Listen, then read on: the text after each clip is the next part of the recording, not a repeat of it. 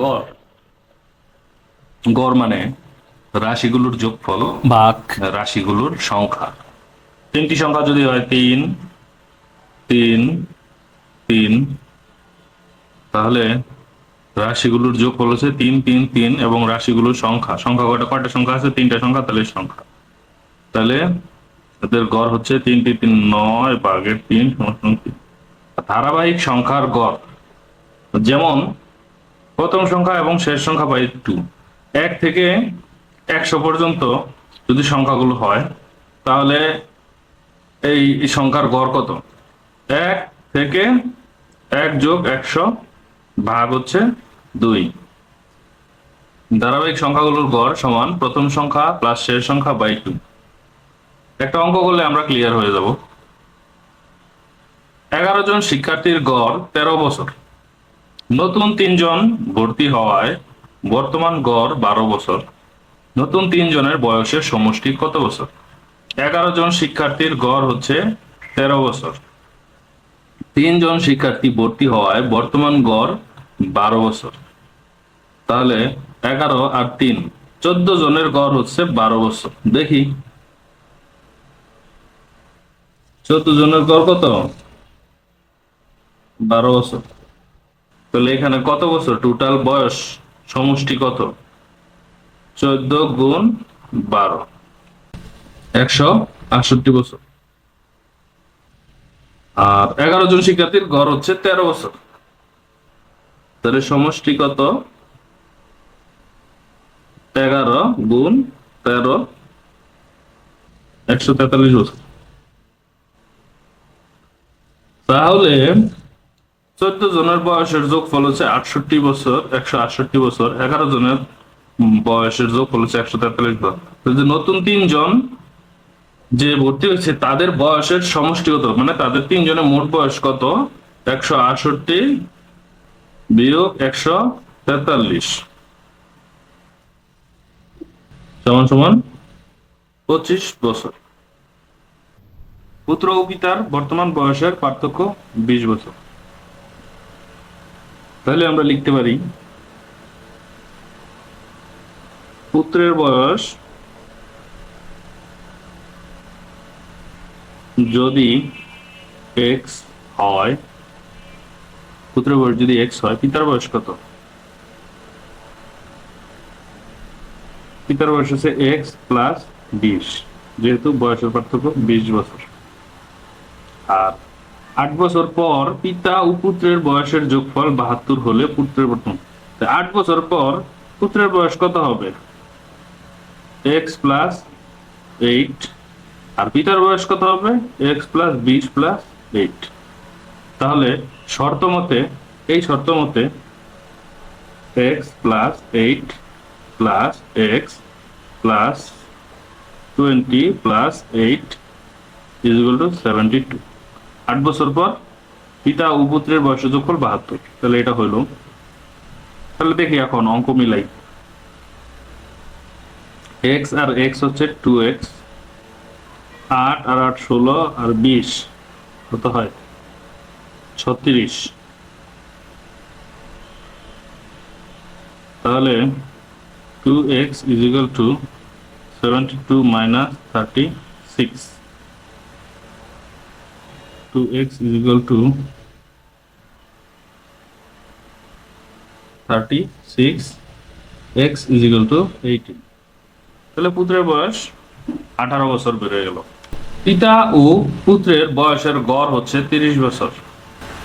6 বছর পর তাদের বয়সের অনুপাত দাঁড়ায় 5:1। পুত্রের বর্তমান বয়স কত?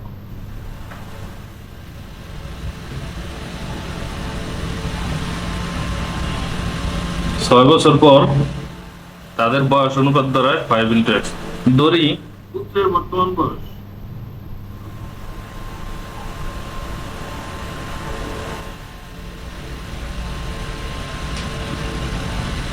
6 বছর পরেই ধরি, এই যে এটা দিয়ে শুরু করি। পুত্রের বয়স কত? 1, মানে x। আর 6 বছর পর পিতার বয়স কত হবে? 5x, যেহেতু এখানে অনুপাত লেখা দিচ্ছে।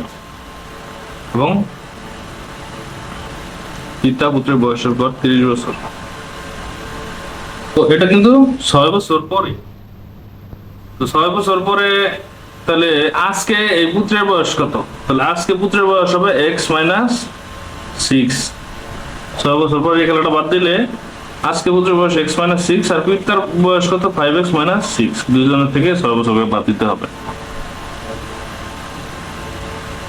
তাহলে এটা ছিল 6 বছর আগে তাদের বয়স।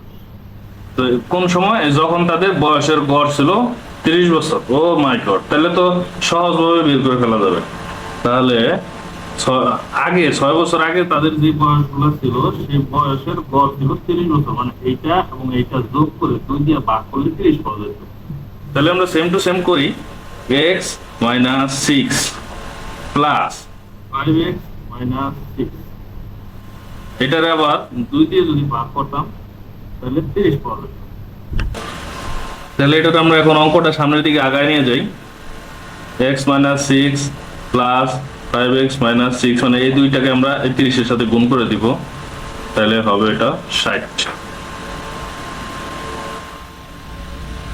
তাহলে 6 আর 6 12, 5x R x 6x minus 12 is equal to 60। তাহলে 6x is equal to 60 plus 12 or 72। So 6x is equal to 72, x is equal to 72 by 6, অর্থাৎ x is equal to 12। তাহলে পুত্রের বয়স, এটা কি বর্তমান বয়স, 6 বছর পরে কিন্তু আমরা কাইটা দিয়েছিলাম।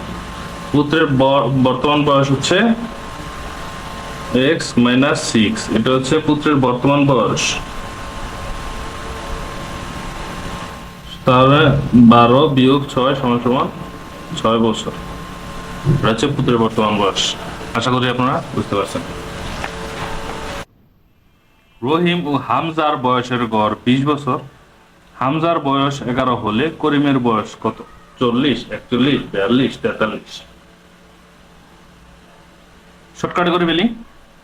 ধরি রহিম হচ্ছে আর, করিম হচ্ছে কে, হামজা হচ্ছে এইচ। তাহলে R plus K by 2 is equal to 35। তাহলে R plus K is equal to 70। আবার রহিম ও Hamza, R plus H by 2 is equal to 20। তাহলে R plus H is equal to 40। তাহলে হামজার বয়স কত? 11, R plus 11 is equal to 40। তাহলে R is equal to 40 minus 11,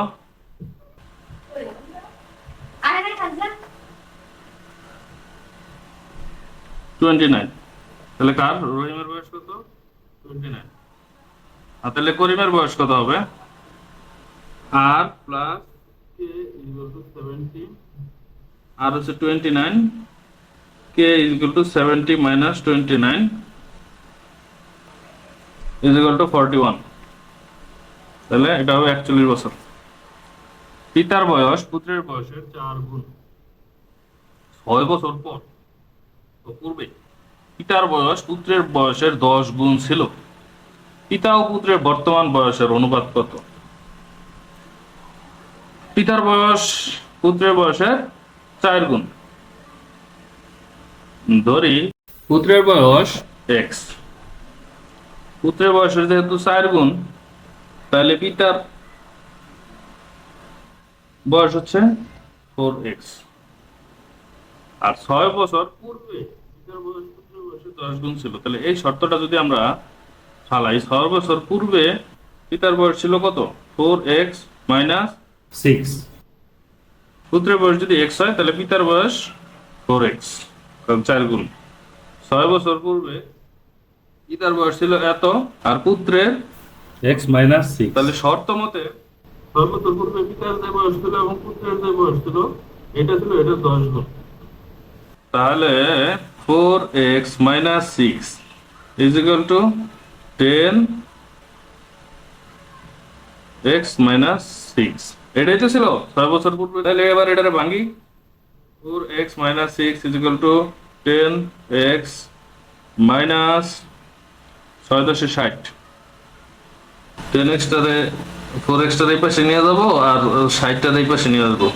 তাহলে 60 বিয়োগ 6 সমান 10x বিয়োগ 4x।